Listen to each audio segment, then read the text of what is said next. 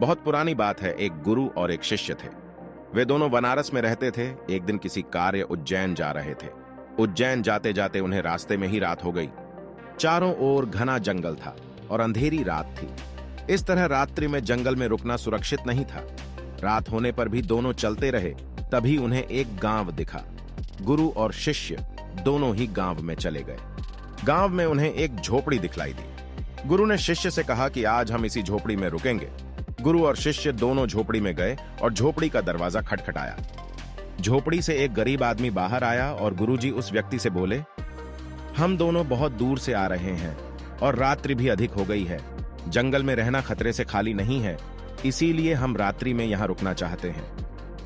वह व्यक्तिगत गरीब अवश्य था, किंतु दिल से बहुत नेक इंसान था। उसने सम्मान पूर्वक गुरु और शिष्य को झोपड़ी के अंदर बुलाया और उन्हें स्वादिष्ट भोजन करवाया और रात्रि में सोने के लिए बिस्तर भी लगा दिए। भोजन करने के पश्चात गुरुजी ने उस गरीब व्यक्ति से पूछा, तुम्हारा घर तो बहुत छोटा है, किंतु तुम दिल के बहुत धनवान हो। तुम्हारी रोजी रोटी का साधन क्या है? उस गरीब व्यक्ति ने गुरु के मुंह से अपनी प्रशंसा के लिए धन्यवाद दिया और बोला, मेरे पास इस गांव में सबसे अधिक जमीन है, किंतु वह जमीन बंजर है जिस पर किसी भी प्रकार की खेती संभव नहीं है। इसलिए मैंने अपनी रोजी रोटी पालन के लिए एक भैंस रखी है। उसी भैंस का दूध और घी बेचकर मैं अपनी रोजी रोटी चलाता हूँ। उस व्यक्ति की बात गुरुजी को कुछ अजीब सी लगी, किंतु वह कुछ नहीं बोले और सोने चले गए। देर रात में गुरुजी उठ गए और अपने शिष्य से चलने के लिए कहा।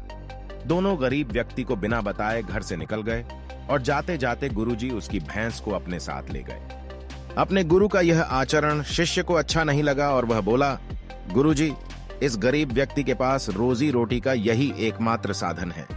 अगर हम इसे ले गए तो यह व्यक्ति अपनी रोजी रोटी कैसे चलाएगा? अपने शिष्य की ऐसी बातें सुनकर गुरुजी मंद मंद मुस्कुराए और शिष्य से बोले, आज से ठीक 10 वर्ष पश्चात तुम इसी स्थान पर आना और इस व्यक्ति से फिर से मुलाकात करना। भोर होने के पहले ही गुरु और शिष्य भैंस लेकर उस गांव से बाहर निकल गए। धीरे धीरे कई वर्ष बीत गए।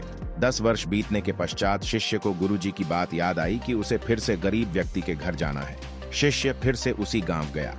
गांव जाते ही उसने देखा कि जिस स्थान पर झोपड़ी थी, ठीक उसी स्थान पर एक आलीशान मकान बना हुआ है। यह देखकर उसे बड़ा आश्चर्य हुआ। शिष्य मकान मालिक से मिलना चाहता था।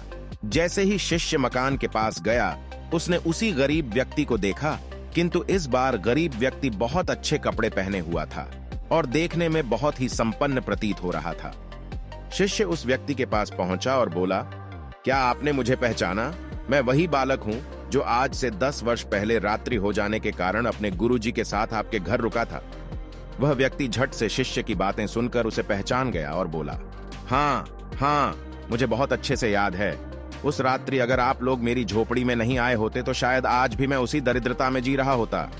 उस रात आपके जाने के बाद मेरी भैंस भी कहीं चली गई थी और मेरे रोजी रोटी के लाले पड़ गए थे। मैंने अपनी बंजर जमीन पर मेहनत की और अथक परिश्रम के पश्चात उस जमीन को उपजाऊ बना लिया और अब उस बंजर जमीन पर मेरी हरी भरी फसलें लहरा रही हैं। इसी जमीन की बदौलत मैं आज इस गांव का सबसे संपन्न किसान बन गया हूं। शिष्य को अब समझ में आया कि गुरुजी उस रात उस व्यक्ति की भैंस क्यों ले गए। शिष्य के मन में अब अपने गुरु के लिए पहले से भी कई गुना अधिक सम्मान था।